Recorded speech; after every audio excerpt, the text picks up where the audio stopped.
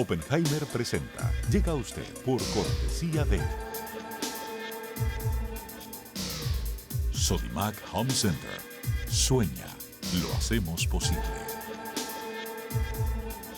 Estudia en Argentina. Con estándares internacionales. Residencia universitaria. Aranceles a tu alcance. UADE, una gran universidad. Ingresa en lacaja.com.ar, asegura tu auto y llévate un 15% de descuento por medio año. La Caja, así de simple. ¿Sabías que según un estudio de la Universidad de Oxford, casi la mitad de los trabajos actuales podrían dejar de existir en 10 años? La inteligencia artificial llegó para quedarse. ¿Cómo te va a afectar la automatización? ¿Cuáles son los trabajos del futuro? Andrés Oppenheimer te lo cuenta en su nuevo libro, Sálvese quien pueda. Y no te quedes atrás. Encuéntralo en librerías.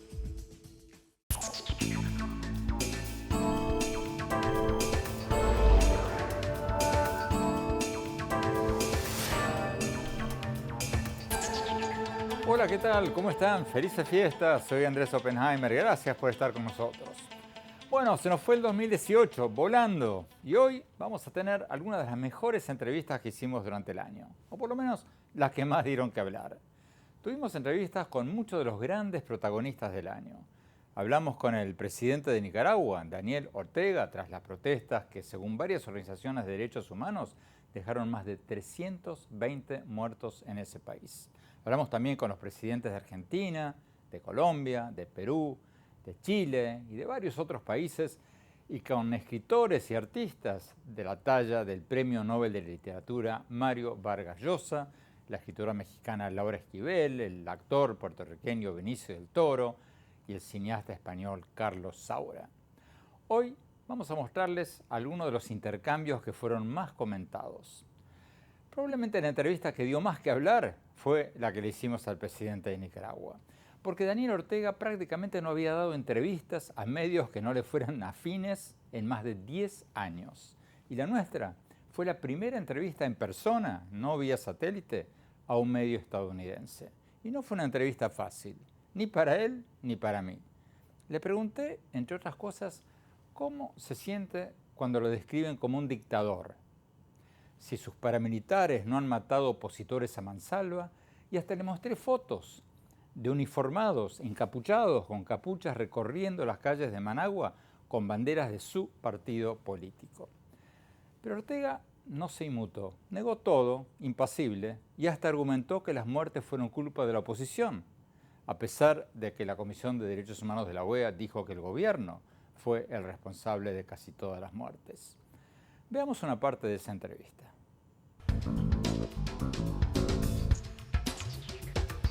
Comandante, usted recién puso todos los muertos en la misma bolsa. Usted recién me decía estudiantes, trabajadores, policías, pero yo entrevisté al presidente de la Comisión de Derechos Humanos de la OEA, Paulo Abrão, brasilero. Él me decía que el 90% de los muertos, 90%, son opositores asesinados por parapolicías o paramilitares que responden a usted. Él está mintiendo, él miente, miente y miente todos los días.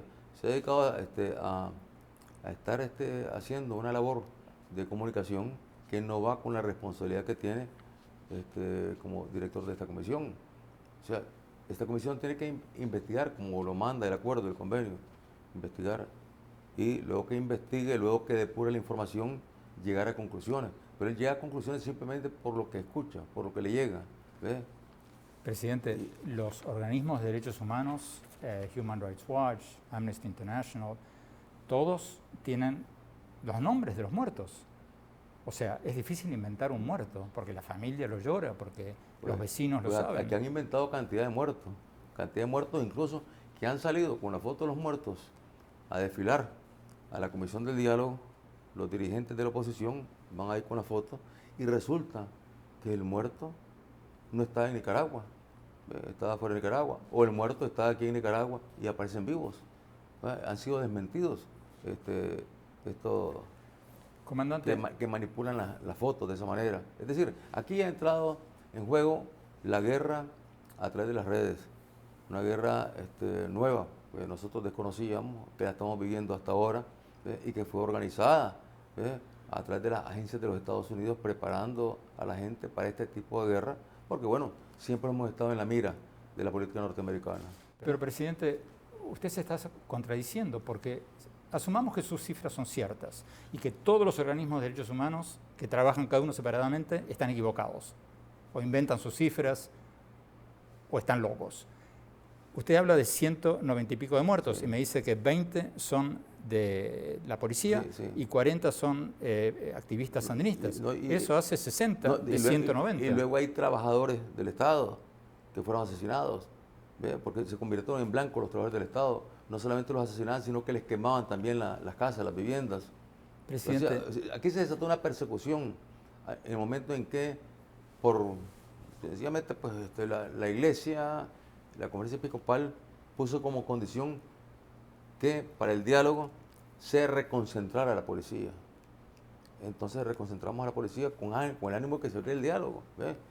Entonces quisieron aprovechar la reconcentración de la policía para lanzar ataques. Presidente, ¿usted está diciendo que los paramilitares, que los parapolicías son opositores disfrazados? Así es. Pero, presidente, perdón, pero está repleto de fotografías, la primera que encuentro. Sí. Acá tiene paramilitares con la bandera de su partido, el Frente Sandinista. Eso no es paramilitar. ¿Están encapuchados? ¿No has visto encapuchados a la gente de la derecha?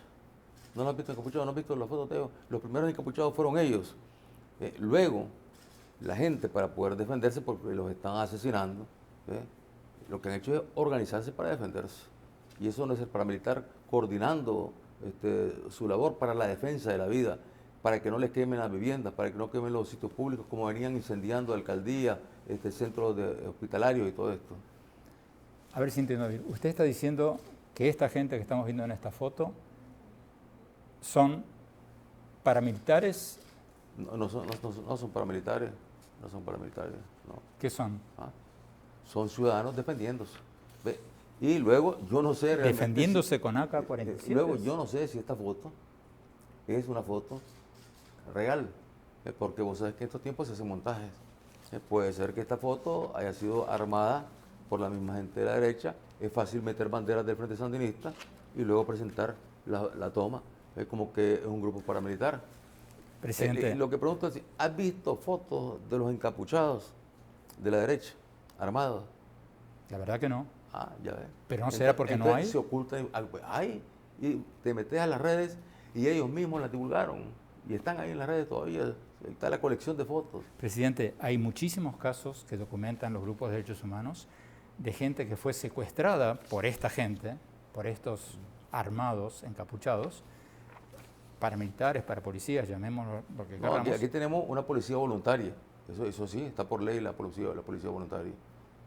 Hay mucha gente que fue secuestrada en su casa por estos grupos y después aparecen en la cárcel del Chipote y hay muchos de estos grupos paramilitares que están buscando gente en sus casas y matando gente en manifestaciones resguardadas por la policía. No han matado gente en manifestaciones, eso no es cierto. Y lo que han habido es choques entre armados de la derecha, que han ido a chocar con manifestaciones nuestras. Esto se produjo el 30 de mayo, este choque. El 30 de mayo, se produjo este choque. En la manifestación. Y hubieron fallecidos de ambos lados, pues. Presidente, ¿le molesta a usted que lo llamen dictador? ¿O no le importa? La verdad es que yo estoy acostumbrado a que me digan de todo. Que me digan de todo, no de ahora. Bueno, desde muchacho, pues. Desde muchacho.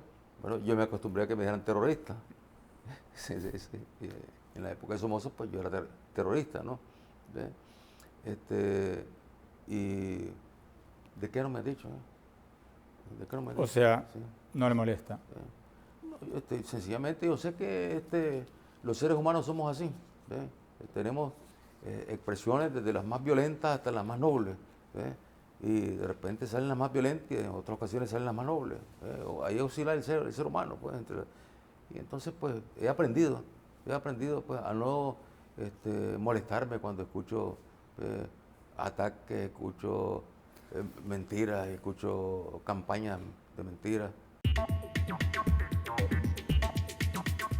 Otra entrevista que dio mucho que hablar fue la que le hicimos al Premio Nobel de Literatura Mario Vargas Llosa. Hablamos con él de varios temas latinoamericanos, pero también hablamos de Estados Unidos en la era de Donald Trump. Veamos lo que nos dijo.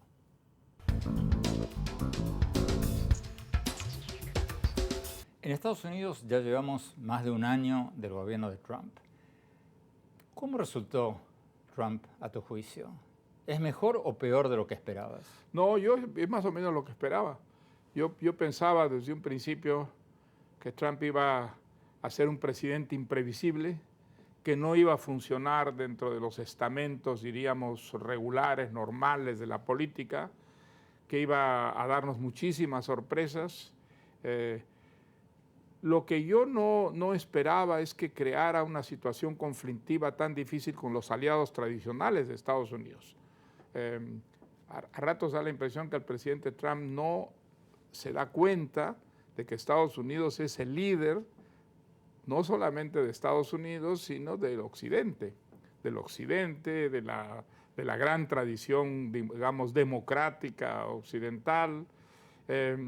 Y a ratos da la impresión que actúa como si no tuviera aliados Estados Unidos, como si los intereses de Estados Unidos de alguna manera no representaran los de todo el Occidente, y eso ha hecho pues que se creen conflictos como los que estamos viviendo en estos días. Por ejemplo, haber denunciado el acuerdo nuclear con Irán es algo que nadie esperaba, y sobre todo crea una situación sumamente difícil entre Estados Unidos y sus aliados occidentales, ¿no? Tú hablas, no sé si constantemente, pero muchas veces con presidentes europeos. ¿Cómo lo ven a Trump? En privado, en cenas, entre amigos. ¿Qué dicen? Yo creo que todo el mundo lo ve como lo que es, como un populista, al que, digamos, sus circunstancias muy especiales han llevado al poder, y como una fuente de conflictos, sobre todo para los países occidentales, que esperaban de Estados Unidos siempre un liderazgo, y hoy día no es Estados Unidos un líder del Occidente, es un país que funciona de acuerdo a lo que el presidente Trump cree son los intereses de Estados Unidos, y no le importa, digamos, incluso crear situaciones sumamente tensas y conflictivas con Occidente, si él piensa que de esta manera defiende mejor los intereses de Estados Unidos. Yo creo que se equivoca garrafalmente, que los intereses de Estados Unidos son en cierta forma los intereses del mundo libre, del mundo occidental, de los aliados tradicionales, y eso pues ha creado una fuente de conflictos, y yo no creo que eso le traiga provecho a Estados Unidos. Puede haber unas cifras económicas en un momento sumamente positivas, pero en el largo plazo el debilitar la alianza occidental es inyectar poder, fuerza y sobre todo pretensiones a los adversarios tradicionales del Occidente. Nos están pidiendo un corte. Cuando volvamos, lo mejor de nuestras entrevistas con los presidentes de Argentina, Colombia, Chile, Perú y artistas como el actor Benicio del Toro y la escritora mexicana Laura Esquivel. No se vayan, ya volvemos. Sueña con ser el papá que tiene las herramientas para hacerlo todo. Busca, encuentra, compara. Descubre la que siempre habías querido. Ven a Sodimac Home Center y llévate una o llévatelas todas. Pruébalas, siéntelas. Compra las herramientas de un super papá sin que te supercueste. Y haz tus super proyectos. Encuentra más, ahorra más. Ven y haz más. Sodimac Home Center. Sueña, lo hacemos posible.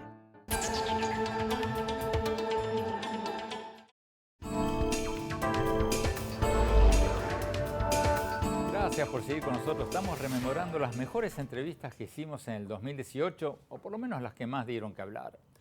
Uno de los temas que dominaron la agenda política latinoamericana en el 2018 fue el tema de la corrupción. No solo por el caso Odebrecht, que salpicó a varios presidentes, sino también por el escándalo de los cuadernos en Argentina. Unos cuadernos manuscritos por el chofer de un exfuncionario gubernamental de la expresidenta Cristina Fernández de Kirchner, donde el chofer apuntaba los montos de dinero que recogían de sobornos de varios empresarios, que después admitieron haber hecho esos pagos. Y según el chofer, llevaban directamente al apartamento de la expresidenta Cristina Fernández de Kirchner esos dineros. Hablamos de todo esto con el presidente Mauricio Macri y le preguntamos si a él le conviene políticamente o no que la expresidenta vaya presa. Veamos lo que nos dijo.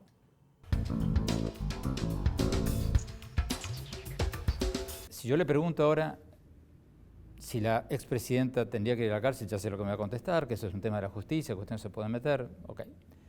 Pero vayamos a la otra pregunta. Políticamente, independientemente de qué deciden los jueces, ¿a usted le conviene o no le conviene que la expresidenta vaya presa?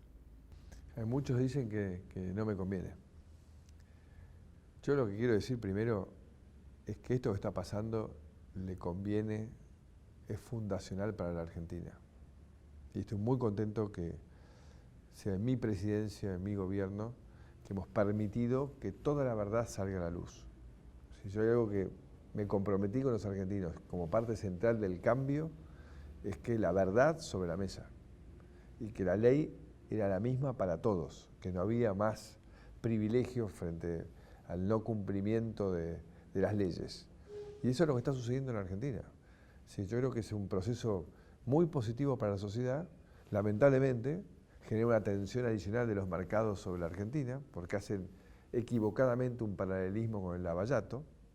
Digo equivocadamente porque el Lavallato era del gobierno que estaba actuando en ese momento. En funciones. En funciones. Esto no hay ninguno de mis funcionarios. Nosotros contratamos la obra pública entre 40 y el 50% más barata de lo que se contrataba antes. Volvamos a la pregunta, porque usted muy hábilmente hace lo que hacen todos los políticos, ¿no? Uno le pregunta esto y me hacen el puente al otro. ¿A usted le conviene o no le conviene? Pues yo ya dije de entrada que muchos dicen que no me conviene. Pues yo no hago lo que me conviene a mí, hago lo que le conviene al país. Que no le conviene que la metan presa. Exactamente. Porque crearían una mártir. Esa es la idea. idea. No sé por qué, porque dicen que conviene que compita. Tienen distintas visiones, pero lo que yo digo es, acá no estoy para hacer lo que me conviene a mí ni a mi gobierno. Estoy haciendo lo que le conviene al país. Al país le conviene que haya un sistema judicial independiente y que uno no esté ahí manipulando y presionando para que suceda o no sucedan las cosas. Entonces creo que ese nivel de transparencia es realmente algo fundacional para la Argentina y por eso también hay que reforzarlo con estructuras. Ahora falta una ley de extinción de dominio para recuperar los bienes robados por la corrupción, por el narcotráfico. Entonces necesitamos estructuras que nos aseguren que nunca más va a volver a pasar algo así. Otro país donde la corrupción fue el tema del día en el 2018 fue en Perú, donde casi todos los presidentes más recientes están o presos o haciendo frente a acusaciones de corrupción. Hablamos con el presidente Martín Vizcarra poco después de que tomó posesión tras la renuncia del expresidente Pedro Pablo Kuczynski, de quien era vicepresidente. Veamos lo que nos dijo.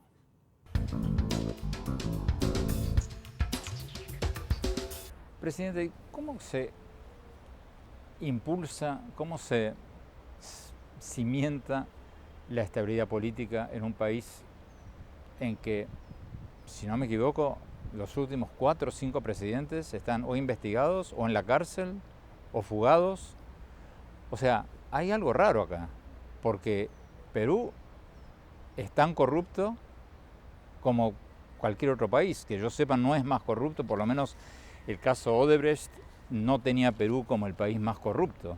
Le ganaron varios, Venezuela, República Dominicana.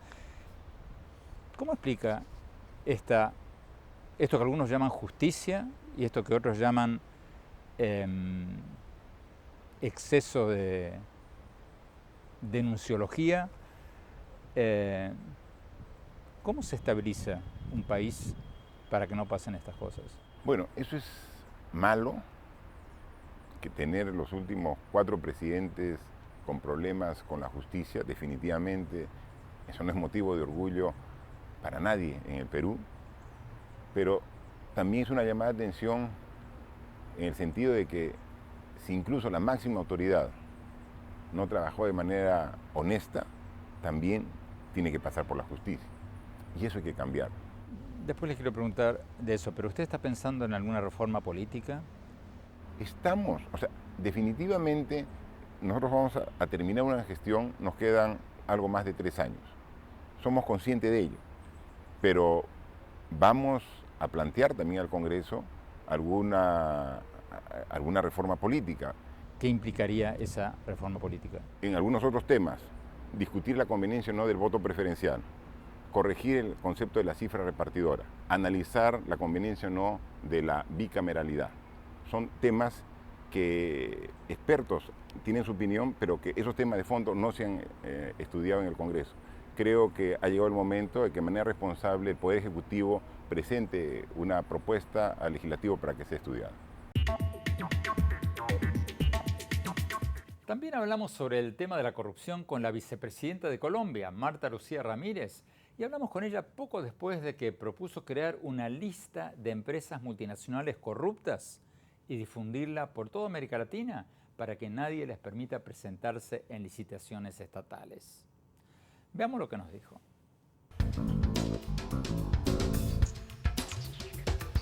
Usted hace pocos días hizo titulares proponiendo que los países hagan una lista negra, no la llamó así, bueno, una lista de empresas corruptas. ¿Qué es eso? ¿Cómo funcionaría eso?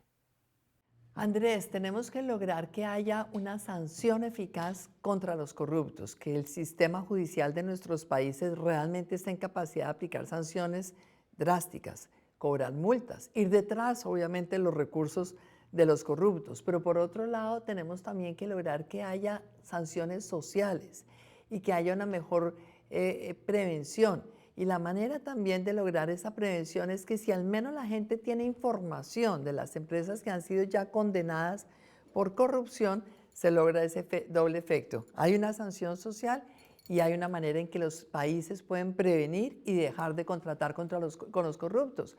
Empresas como la que conocemos, Odebrecht, que coge, le paga coimas a todo el mundo en América Latina y resulta que el día de mañana cambiarán la razón social o cogen y ponen una filial y los mismos accionistas y los mismos ejecutivos van a seguir con las mismas prácticas. Yo creo que sí es importante decir, estas empresas ya condenadas, no por una investigación, pero sí cuando están condenadas, que se haga pública esa información y que cada país ya tome la decisión si los quiere invitar, si los quiere hacer parte en licitaciones o si al contrario, aquellos que hacen parte de la lista los deja totalmente afuera de cualquier posibilidad de contratar con el Estado.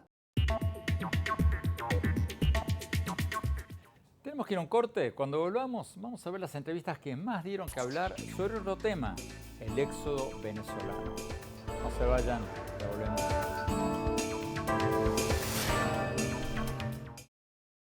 Hola, muchas gracias al sitio de internet Langosta Literaria de México por recomendar como mejor regalo para la fiesta de fin de año mi libro Sálvese quien pueda. Allí les cuento qué trabajos serán reemplazados por los robots y la inteligencia artificial y cuáles serán los trabajos del futuro. Ojalá lo disfruten, no se vayan, ya volvemos.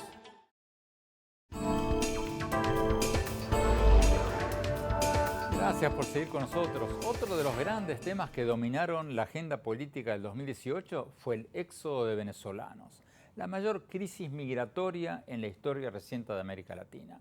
Según datos oficiales de Colombia, más de 1 millón de venezolanos ya cruzaron la frontera a Colombia, escapando de la hiperinflación y de la escasez de comida y alimentos. Hablamos de todo esto con el presidente de Colombia, el país más afectado por este éxodo de venezolanos. Veamos lo que nos dijo el presidente Iván Duque.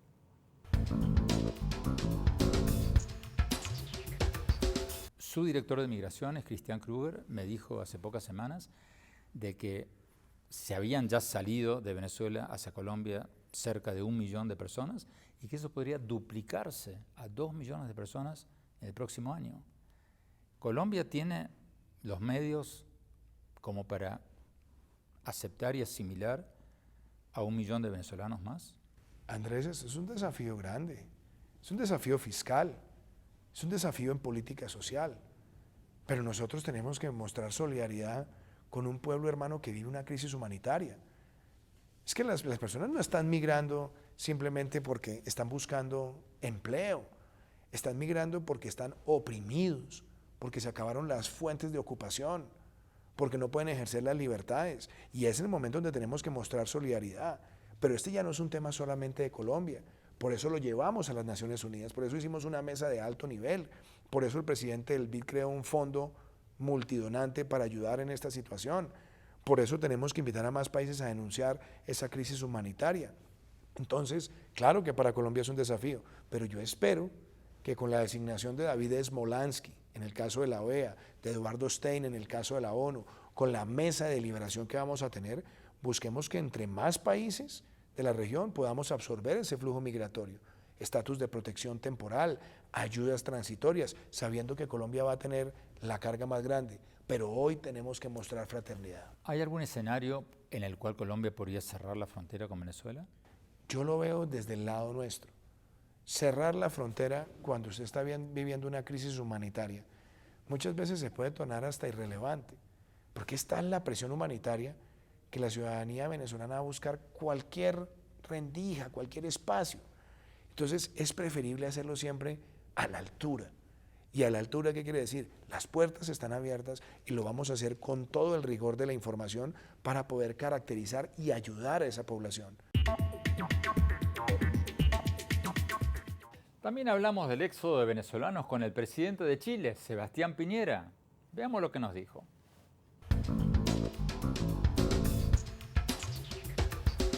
¿Cuáles son las opciones en el caso de Venezuela?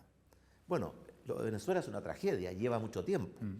Y por ¿Cuáles tanto, son las opciones entonces? Y por tanto, no hay ninguna opción buena, salvo un milagro, que es que Maduro se dé cuenta del daño, el dolor, el sufrimiento que le está causando a su propio país y como él no le ofrece ninguna esperanza y decidirá retirarse.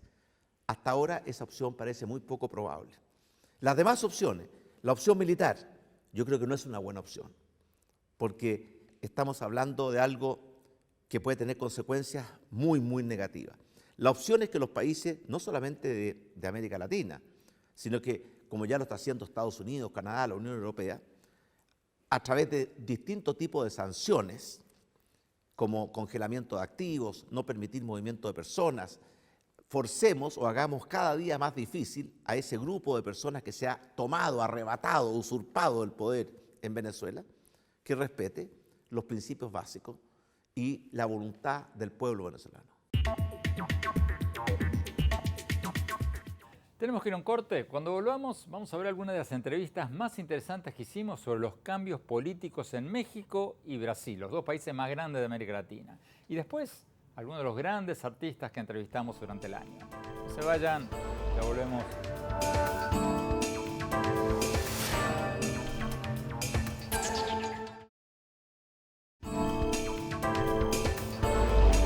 Gracias por seguir con nosotros. Los dos países más grandes de América Latina, Brasil y México, tuvieron elecciones presidenciales recientemente y en ambos casos ganaron líderes populistas que prometen grandes transformaciones. En México ganó el presidente izquierdista Andrés Manuel López Obrador y en Brasil el derechista o ultraderechista Jair Bolsonaro. Veamos lo que nos dijeron los expresidentes de México, Vicente Fox y Felipe Calderón, y también la ex jefa de campaña de López Obrador, Tatiana Cloutier, sobre los cambios que se vienen en México. Veamos.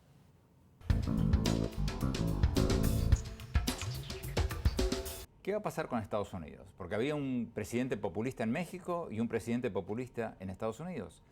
¿Qué pasaría con estas dos personas en el poder en ambos países? Pues dos loquitos, lopitos y trompitos, y el de allá de Norcorea pueden destruir este mundo. Es que es una amenaza grave.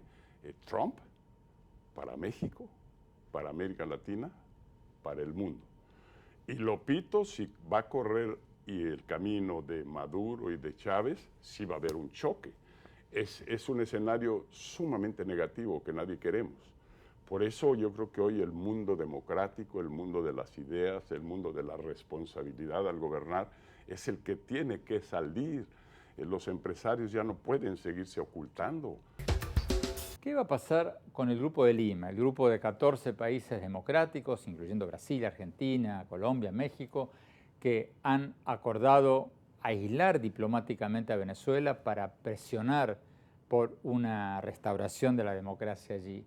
¿Usted cree que México, bajo la presidencia de López Obrador, se va a salir del Grupo de Lima? Es muy probable. Yo estimo que el equipo de López Obrador hará una serie de maniobras diplomáticas para deslindarse de la política activa de condena a la violación de derechos humanos en Venezuela, incluyendo las políticas del Grupo de Lima. Ojalá esté yo equivocado y no lo haga. Pero evidentemente que en la configuración de nuevos gobiernos en la región, señaladamente el de Colombia, el de Brasil, probablemente haya una recomposición del Grupo de Lima, no solo en su integración, sino también en sus alcances. Habrá que ver qué ocurre, pero mucho me temo que México, desde ahora, discursivamente y en los hechos con esta invitación a Maduro, está dando señales de deslinde respecto de lo actuado hasta ahora por el Grupo de Lima. ¿Cómo va a ser el gobierno de Andrés Manuel López Obrador? ¿Va a ser un Ollanta Humala, una Cristina Kirchner o un Nicolás Maduro? Yo creo que ninguno de los que mencionas, en términos de que no me gusta normalmente decir a quién vas a copiar. ¿Por qué no voltear a ver y pensar que lo que México tiene que hacer es tomar lo mejor de cada una de las prácticas que se han hecho en el mundo y poderlas aplicar en un modelo que Andrés Manuel ha querido plantear y fue lo que se promovió a lo largo y a lo ancho de la campaña, ¿sí?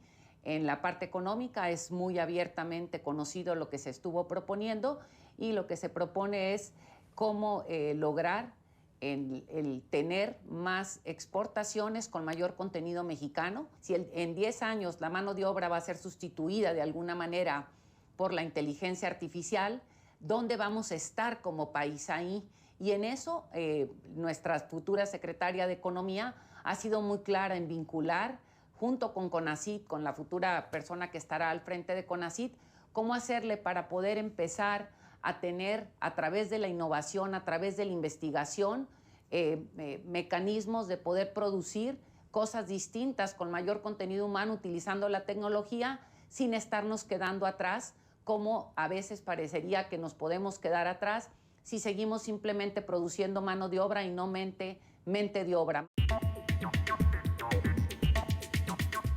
Y sobre los cambios en Brasil, hablamos con algunos de los analistas políticos más conocidos de Brasil. Veamos lo que nos dijeron.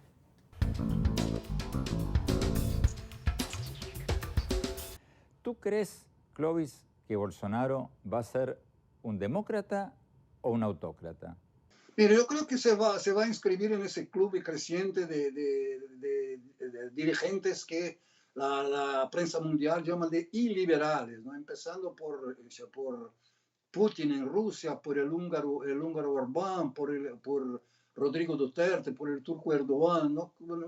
Ese tipo de gente que se utiliza de los mecanismos de la democracia para comer el plato de la democracia por las bordas hasta llegar al centro cuando usted termina.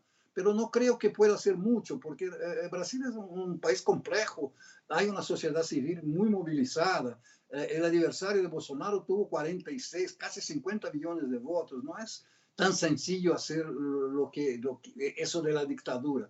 Lo peor en la votación que obtuvo Bolsonaro, desde mi punto de vista, no es en sí mismo él y lo que dijo antes, lo que dijo durante la campaña, la moderación o la no moderación. Lo peor es que haya gente que se disponga a votar en una persona que elige un defensor de la tortura, el único militar condenado por la justicia por torturas durante el periodo dictatorial, elige ese tipo de gente como héroe. ¿Tú tiendes a pensar que va a ser un autócrata o me equivoco, o leí mal? No, a mí me parece que tiene instintos autocráticos. Lo que ha dicho a lo largo de su carrera política es eso. Siempre ha hablado en contra de la democracia. Ha dicho que si algún día fuera electo presidente, que cerraría el Congreso el día siguiente. Los primeros meses tal vez podrían ser más pacíficos, pero a lo largo del tiempo, si él no consigue hacer lo que quiere hacer, ahí podríamos ver los instintos más autoritarios. Tenemos que ir a un corte. Cuando volvamos, seguimos viendo algunas de las entrevistas que más dieron que hablar en el 2018. No se vayan, ya volvemos.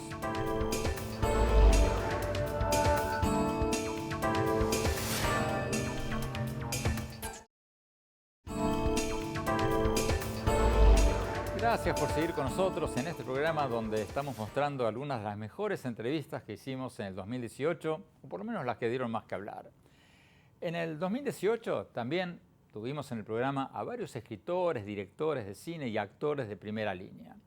Estuvimos, por ejemplo, con el actor puertorriqueño Benicio del Toro. Le preguntamos, por supuesto, sobre su última película y también sobre el tema que estaba en las primeras planas en ese momento, la separación forzada de familias inmigrantes en la frontera de Estados Unidos como parte de la política de tolerancia cero del presidente Donald Trump. Veamos lo que nos dijo.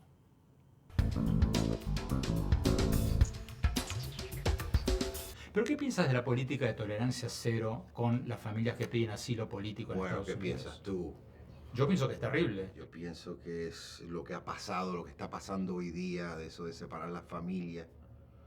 Es terrible, es cruel. No tiene que ver nada con esta película. Pero sí tiene que ver con la situación en la que el gobierno de Estados Unidos se ha comportado de una manera muy cruel y han empezado movimientos, creo. Tengo entendido que el presidente firmó algo para darle un break y no separar familias, para parar eso. Pero ha tomado mucho tiempo. Después que pase un minuto, ya pasa... Pero al mismo tiempo... no ha dispuesto qué hacer con los 2.000 niños que se encuentran todavía. No estoy diciendo que está todo bien. Estoy diciendo que dio un paso, por lo menos dio un paso. Está mal lo que ha hecho, pero dio un paso en la dirección que tiene que ver. Quedan 3.000 niños que no se saben dónde están los padres. También queda el problema de los Dreamers. Es un problema grandísimo, que yo tengo amistades que han sido puestas en la cárcel. Y son gente que lo que ha hecho es trabajar toda una vida y los han separado de su familia y tengo un amigo que ha estado en la cárcel y es cruel, es cruel, es cruel. Estuvimos también con la escritora y diputada mexicana Laura Esquivel, la autora de Como agua para el chocolate. Hablamos sobre su nueva novela, El diario de Tita, y cómo se le ocurrió publicarla en letra cursiva. Veamos.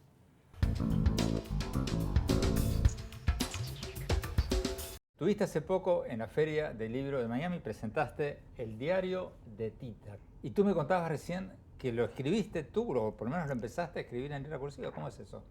Sí, fíjate que yo lo que quería es que este diario, en verdad, la gente sintiera que era el diario original de Tita, la protagonista de Como agua para el chocolate, y que ella lo había hecho, y todo lo que tú guardas en un diario venía ahí.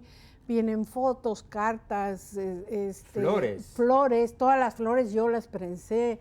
Es un trabajo de tiempo, de mucha dedicación. Me encantaría haber visto la carta de tu editor cuando le dijiste, mire, ya está el libro, pero tengo una noticia. La buena es que terminé el libro, la mala es que está en letra cursiva. ¿Qué te dijeron? No, bueno, vieras que no, se rehusaron y me dijeron que no lo iban a publicar. Wow. Que este libro, que no iban a publicar un libro que estaba destinado al fracaso, porque además nadie leía letra manuscrita. Y también tuvimos en nuestros estudios, acá mismo en esta mesa, a uno de los grandes del cine mundial, el director de cine español Carlos Saura.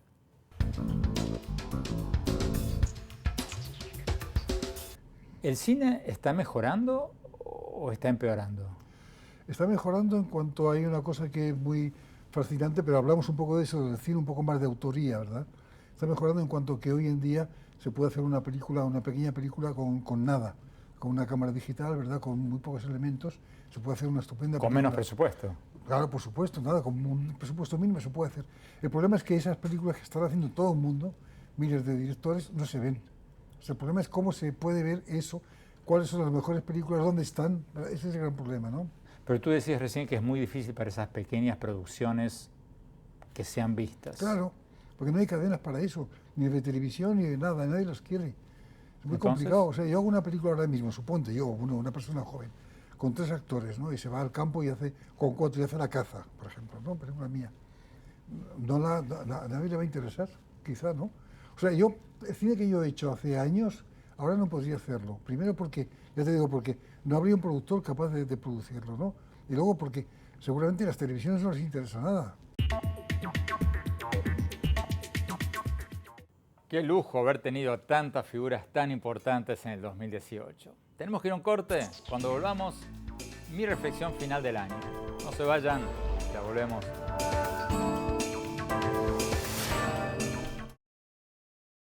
Hola, felices fiestas y muchas gracias al sitio de internet Langosta Literaria por recomendar como mejor regalo navideño a mi libro Sálvese quien pueda.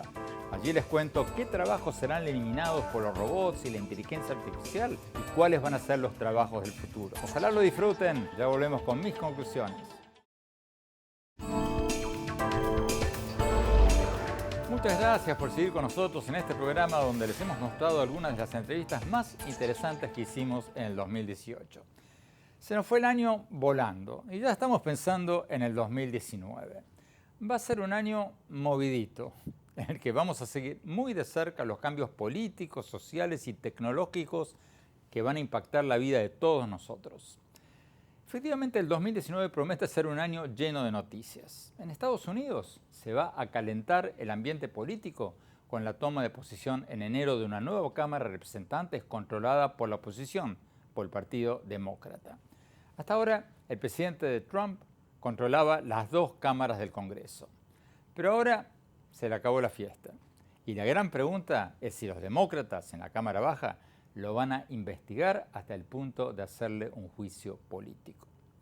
Y en el 2019 también vamos a seguir muy de cerca a México, donde el presidente Andrés Manuel López Obrador acaba de iniciar el primer gobierno de izquierda de México en muchas décadas.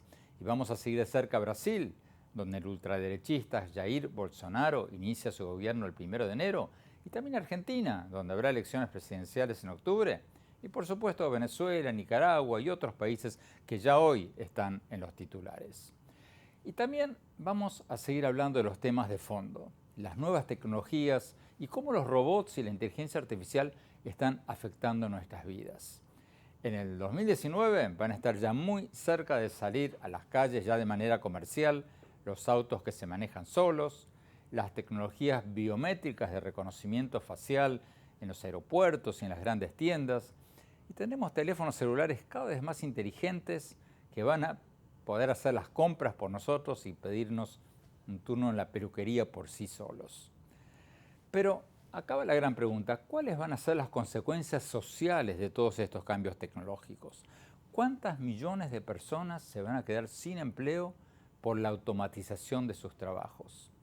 ¿Y cómo vamos a evitar que las empresas tecnológicas, que ya saben todo sobre nosotros, nos controlen políticamente y nos exploten comercialmente? Vamos a seguir tocando todos estos temas y lo vamos a seguir haciendo con un ojo crítico. Porque sí, somos fans de la tecnología, queremos más y mejor tecnología, pero también queremos que la tecnología sea usada para el bien de la humanidad. Bueno, muchísimas gracias por habernos acompañado en el 2018. Síganos en nuestra página web andresopenheimer.com, donde tenemos mi blog con mis columnas y nuestros programas de televisión. Síganos por favor en Twitter, en Facebook y los esperamos con nuevos bríos en el 2019. Que tengan todos muy, pero muy felices fiestas y que tengan un 2019 guiado por esas 3 maravillosas palabras que empiezan con P. Propósito, pasión y paz. Propósito porque hay que tener un propósito en la vida, por más inocuo que parezca. Pasión, porque sin pasión no se puede lograr ningún propósito. Y paz, porque si uno no está en paz, de poco le sirve tener un propósito y una pasión en la vida. Les deseo a todos, a todas, un año de buena salud, de propósito, de pasión y de paz. Felices fiestas, todo lo mejor para el 2019.